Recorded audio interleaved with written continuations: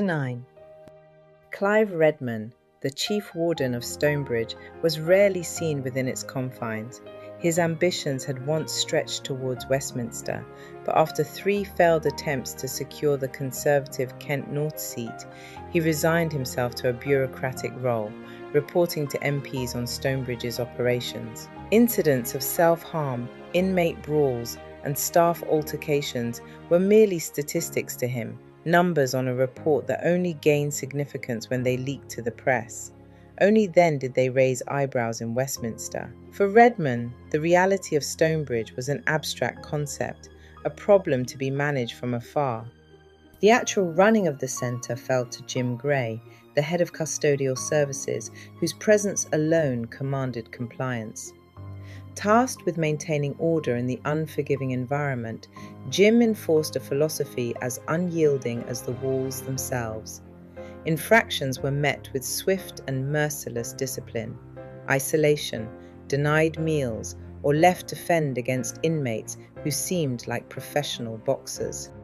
Jim had entered the system as an idealistic recruit, determined to reform it from within. But years in the halls of Stonebridge had eroded his empathy. He had witnessed kind-hearted officers broken, detainees deteriorating before his eyes, and colleagues ensnared in accusations that blurred the lines between justice and injustice. Over time, his idealism hardened into pragmatism, his compassion reduced to heartlessness by nights spent quelling riots, intercepting contraband, and dismantling escape plots. No one entered or left Stonebridge unchanged. Inmates understood that crossing Jim Gray was to flirt with misery. Only those who hated themselves dared, as his punishments were calculated. Each day he reviewed the list of new arrivals with meticulous care, committing names and details to memory.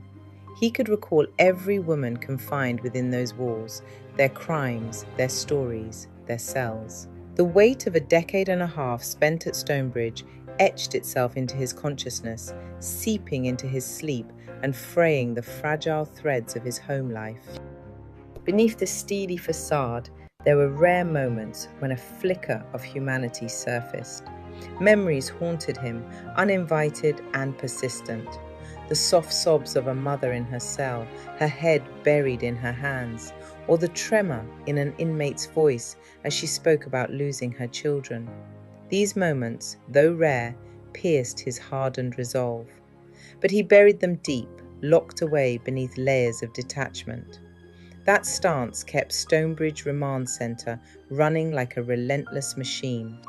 His office was an extension of his personality, practical and devoid of unnecessary adornments. A single battered filing cabinet stood against one wall, its paint peeling and handles tarnished. A large brown wooden desk dominated the center of the room, cluttered with files, incident report printouts, and a laptop that was desperate for a wipe. On the far wall hung a portrait of King Charles, the first official portrait since his coronation, the paint behind it flaking. The only window was narrow and reinforced, allowing a sliver of grey light to seep in and illuminate specks of dust floating in the stale air. Rachael stood in his office, her posture stiff, not out of defiance, but exhaustion. Her expression was unreadable because she had retreated somewhere deep inside herself, her gaze unfocused, fixed on a point beyond the room, beyond him, beyond Stonebridge entirely. She wasn't challenging him, she simply wasn't present enough to care. Unlike most inmates who pleaded, fawned, or shrank in his presence, Rachael did none of these things. But her stillness wasn't contempt. It was the hollow stillness of someone who had run out of the ability to respond. To Jim, however, who had built his career on decoding inmates, her quiet felt like resistance. It irked him, unsettled him, tugged at something sharp and personal. There was something about her calmness, the absence of theatrics, that piqued his interest. "Why did you start a fight in my house?" Jim asked, his voice calm with an undercurrent of threat. "First fight on day 1. Who are you trying to impress?" As he spoke, he absently stroked his long beard, his dark eyes fixed on the document on his laptop. He didn't look up at her, his tone calculated to unsettle. 2 inmate informants had already given up Rachael and Linda. They were cheap snitches, bought for phone credits and extra pudding. Rachael stood still. Her gaze remained distant, as though her mind had retreated far beyond the office walls. Her fists were clenched at her sides, the tension radiated from her body.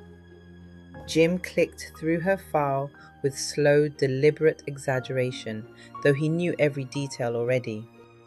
"You might have put Mr. Hale in hospital," he said, lowering his voice, "and maybe your lawyer will twist the courts around their little fingers. But don't think that means you're done here. There are plenty of other charges in this place, fresh ones you can be tried for. You so much as breathe wrong again, I'll make sure you end up in a long-term sentencing wing. Do you understand me?" This was technically true. He could bury her in disciplinary reports and feed them into the justice system. Plenty of women had left Stonebridge with longer sentences than they entered with. He studied her face, waiting for a crack, a flicker, a tremor. Nothing. Rachael stood perfectly still, her gaze detached, her expression carved from stone. Her eyes drifted past him, smooth and cold, as though he were little more than furniture. Jim's nostrils flared. His fingers curled tightly around the edge of the desk until his knuckles whitened. A flush crept up his neck, hot and uncontrollable. She was unlike the others, unyielding, silent, infuriating. It was as though she had measured him and decided he was beneath her. The realization stung. "Why are you angry?" he asked suddenly, leaning back in his worn leather chair. It creaked softly. "You're in here for GBH. You'd better be careful, woman." Rachael's gaze shifted to the portrait of King Charles on the wall. Her lack of response grated on him. He leaned forward, his tone suddenly curious.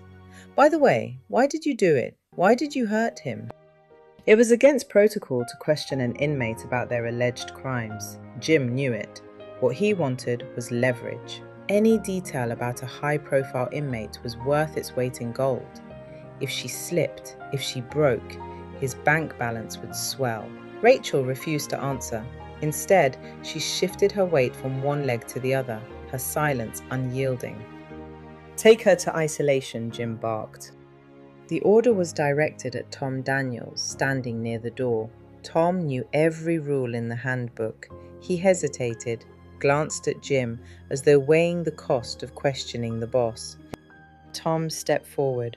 Rachael left without a word. Her silence followed Jim long after the door closed.